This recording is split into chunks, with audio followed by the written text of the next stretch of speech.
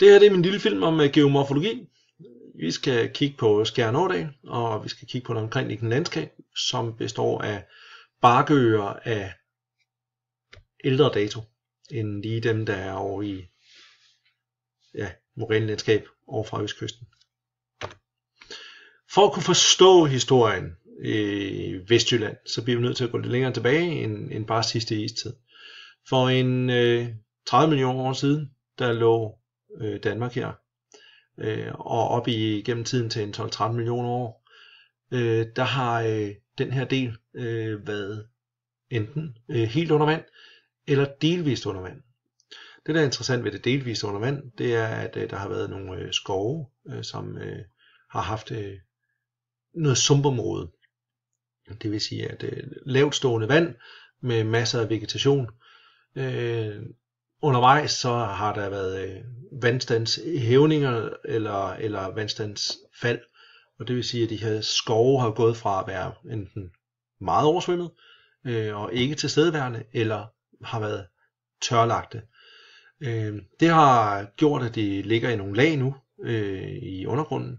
Og et af de steder, hvor vi kan finde det er Søby. Og det billede, vi ser herover, det er fra Søby brunkulsleje, hvor man under 2. verdenskrig gravede en hel masse brunkul op, som i bund og grund er tørv, der ikke er blevet til rigtig kul endnu, fordi det ikke har ligget lang tid nok. Det vil sige, det er dødt plantemateriale, der er presset ved hjælp af tryk fra overliggende lag, og så det varme, der kommer undervejs i et iltfattigt område. Her til venstre, der har vi, eller til højre, der har vi et billede af kystlinjen i Danmark for 17 millioner år siden. Eller i hvert fald det, man regner med.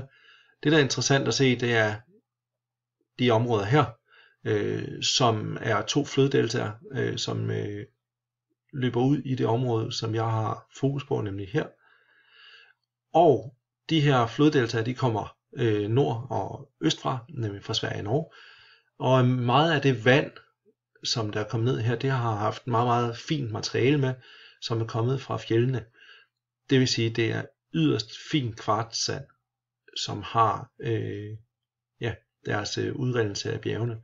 Og det er ned langs linjen i Jylland, at man kan finde den. Og det kan bruges til meget specielle ting på grund af dens finhed. Det bruges til glasproduktion, det kan bruges til fremstilling af computerchip eller printplader, eller sandblæsning i ekstra fin grad. Det er noget af det, man graver efter, når man kigger på de naturlige ressourcer i området. Det har været helt sikkert, at isen har spillet en indvirkning igennem tiden.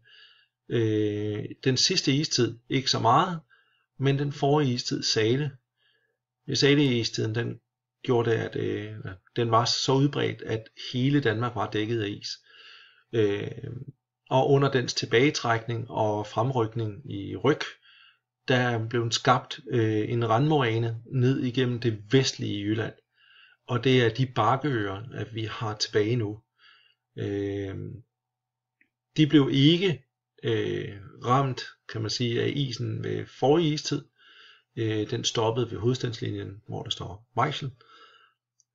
Til gengæld så er deres omfang blevet lavet om af smeltevand, som er kommet fra iskanten, og så skyllet ud i landskabet ud mod vest, og har taget mindre fast materiale med. Så det vi kan se over langs den jyske vestkyst, det er rester af en randmoræne fra forrige istid, og så kan man sige affaldsprodukterne fra sidste istid på de store smeltevandssletter. Det område, jeg har valgt at kigge på, det er Skjern Ådal, og vi har Skjern liggende her. Ådalen, den er her, og det er en stor smeltevandsslette. Det er den her, vi kigger på. Op øverst her har vi Skovbjerg Bakkeø, som er en del af den randmoræne, der gik ned igennem Jylland fra forrige istid. Nederst har vi, der står godt nok Ølgod Bakkeø, men den bliver kaldt for Varde Bakkeø. Yderst har vi et hævet havbund fra fortidshavet, som ligger ude i kanten af billedet her. Så mit område er delt op af landskab, der er dannet hen over 2 istider. Det er ret interessant, for det er meget få steder. Det er rent faktisk kun i Vestjylland, at vi kan se det. Det gør også, at vores geologi er en smule anderledes end over østpå. Så når jeg kigger på tingene herovre, så er der færre ting, jeg kan kigge på. Tunneldale har vi ikke så meget af, for at sige ingenting. Morænebakker har vi til dels. Det er jo bare sådan, at de skarpe morænebakker, som har været i det her landskab på et tidspunkt, op i Bakkeøerne heroppe og Bakkeøen hernede, de er blevet afrundet, og de er blevet udvandet, og de er blevet banket løs af vejr og vind hen over et par 100.000 år. Så vi har nogle bløde bakker, og ikke noget sådan specielt stejlt, som vi ser over på østkysten, men bløde bakker med lavninger rundt omkring. Lavningerne, de er skabt af vand, som så meget andet. Og det her vand har skulle komme væk, og det er de for eksempel kommet ud her, og ud her, hvor man ser en fordybning i Bakkeøen, hvor at smeltevandet fra Bakkeøen simpelthen løber ud i terrænet herude. Herovre der har vi det officielle kort, kan man sige. Når man kigger på det i dag, så kan man godt se resterne af det. Jeg har været ude i Lønborg, og heroppe der har vi kanten af Bakkeøen, Varde Bakkeø, og Lønborg Kirke ligger længere op ad bakken. Men hele skråningen her, den er simpelthen blevet dannet af det smeltevand, og det vand, at Skjern Å har haft løbende i sig siden skabelsen af den for en del tusind år siden. Billedet her til højre, det viser et view fra kanten af Lønborg og så ud imod Skjern. Og bakkerne, I kan se herovre bagved, det er så Skovhøj Bakkeø, Skovbjerg Bakkeø, og i den nordlige del. Det flade område herude, det er så marskområdet, som Skjern Å, Skjern Å-deltaet, det laver på sin vej ud til Ringkøbing Fjord.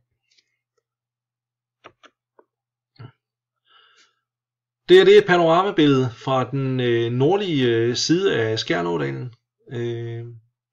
Et kig ud over terrænet. Herovre mod vest kan vi stadigvæk se bakker, og det kan vi også den her vej. Men jeg ved ikke hvor tydeligt det er, men hernede, det går ned mod Ådalen, og på den anden side kan vi se bakker igen, hvilket er Varde Bakkeø. Som I kan se, så bakkerne de er bløde og afrundet. Jeg står på en bronzealderhøj, og der er et par stykker mere herover. Det har været et rigt område med masser af muligheder, så vi har en del fortidslevner i det her område.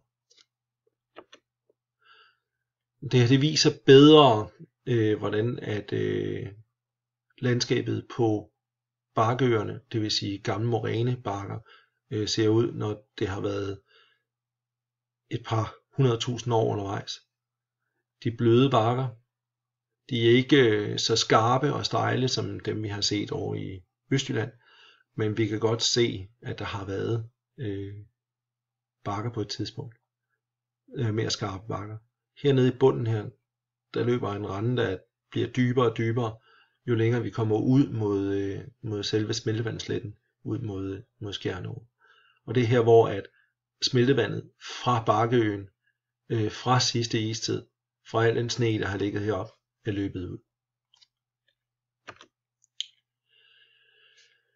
Når vi snakker landskabsdannelse i Danmark, vi har ikke så mange vulkaner. Vi har ikke jordskælv, vi har ikke tektonisk aktivitet, som kan ændre vores landskab sindssygt meget. Så hvis der skal ske ændringer i det danske landskab, så skal det enten ske, fordi vi får en ny istid. Alternativt er isen, den smelter rundt omkring på de store ismasser. Hvilket så også vil gøre, at som vi kan se herover, at vi vil få noget vandstandshævning, sådan så at større områder bliver oversvømmet. Om det sker, det er et godt spørgsmål. Eller om den mængde af ferskvand, der bliver smittet i havet, det så vil lave om på det hele, så vi rent faktisk får en istid mere. Det er gidsninger. Det ved jeg ikke. Det vi kan, og det vi er helt vildt gode til, det er, at vi kan bruge maskiner til at lave om på vores landskab. I venstre side, der kan vi se, hvordan det er gået. Det her, det er Skjern Å, da den blev rettet ud. Vi har heldigvis brugt hovedet igen, og det her det er et billede af den første etape, hvor Skjern Å er lagt ind i sine gamle slyngninger igen. Herover kan man rent faktisk se, hvordan slyngningerne de er i landskabet, mere eller mindre. Man gjorde det for at få mere jord, og for at få vandet væk. Man har så fundet ud af, at det var ikke en skidegod idé, fordi jorden herovre, den blev ikke helt, som man havde regnet med, og der var større risiko for oversvømmelser længere nede ad åen. Så derfor har man simpelthen startet med at køre den tilbage i sine slyngninger.